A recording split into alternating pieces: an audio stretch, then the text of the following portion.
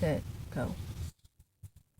Forget already, she whispered as she braced for impact.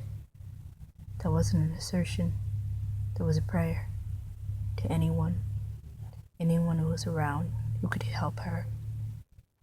She didn't know. All she knew was that it was dark and cold. She couldn't tell if it was the night or if it was her soul. In the sadness and uselessness, why? The tale that's about to unfold. This line, he just crossed it. She closed her gateways, but he pushed on towards her entrance, insisting this would take away her sadness. A lesson on consent wouldn't have helped this madness. What was she wearing? A short skirt and shorts too? No, she wasn't. Judging her. Overvaluing the power of persuasion in what? Her clothes? She was 12 years old. Here go the commenters, calling her a slut. I pray Facebook wouldn't, but as I go down the list, the blame game takes up all kinds of twists. This wasn't her fantasy. She didn't want it. In all actuality, this was her brother-to-be, soon-to-be stepbrother. Son not at all like father, he didn't confess, didn't even give his stepmother the honor of telling her it wasn't her fault, why her daughter stepped out and never came back. Not a word, she didn't even pack. Confused and corrupt. He was just a kid too. What's a good big brother to do? Exactly what someone had did to him. Hush, hush, you remember his babysitter said. Not a word to your mother. Nothing. That's what this is. But it wasn't nothing. He was just recalling parts of it. Remembering how he couldn't stop it, how she constantly reminded him that he should like this. All little boys who loved their caretaker would. It was just a part of normal childhood. Regretful memories the worst time. Rapidly she had regressed, renounced herself in the weakness, rudimentary self-remorse at its earliest. The guilt sunk in and she stepped off. The rope broke, but her body kept going. Braced for impact, but she couldn't. Hit concrete first. The blood rolled off. She wasn't dead, just broke every bone in her face. Here go the commenters, as he finally admits to a world he's sort of grown up and stopped blaming kids a little for a crime they couldn't commit lawfully. She's locked up inside doing her time. He's free, but he's still paying for the crime. People jeering that they should take him away. His grandchildren, I mean. That's all I can say. His cover-up, his hideout, according to the news, church with his wife and grandkids. He's a pedophile.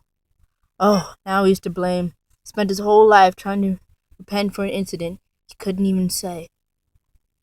Someone call the police. He should be in prison. Yeah, that would help him, wouldn't it? I hope he gets what he gave to her, somebody in the back crowd says. Ah, that's better. That's the right thing to do. Fixing rape culture with condoning conditional sexual abuse. This isn't a thing that can be forced out. These class lectures or fear tactics. Not all causes are the same, but this tree has one root. Every Abel has to face Cain. Don't call it a result of man or woman. It's a power complex. The cause is pride. The effect is negligence. It's a war between villages that cannot agree to disagree. Maybe this time who is right isn't important. These walls are thin and the screaming is bringing them all down. How does it get so bad that divorce is the first option and the kids are the last topic, behind who gets the money and who gets the stuff? Priorities is obviously a problem. Yeah, every family's got them. It starts small, snowballs, it's coming down on your foundation as you sit in that dim-lit ghost house, thinking all is lost, turning on the TV. There's a light in the shadow. Can you see it? I can. It's a little child. He's got a book to read. 6 years old. You used to tell him all those stories about dragons and mermaids, but now the relationship's burned out. You're freezing inside. You don't have the heart anymore. You won't even try. He doesn't have the words, but he despises this scene. Listen to his eyes. He's saying, "Hey, Mom, remember you and Dad and me? Except Daddy left. You're leaving me too." Now it's just me. Cold and useless. I'm sorry.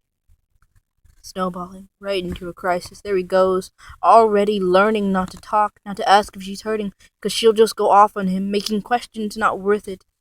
Don't ask me, just do, she'll say again and again. One day you finally get the hint. Here is the root from which the walls of a broken home are built. The best way to fix it?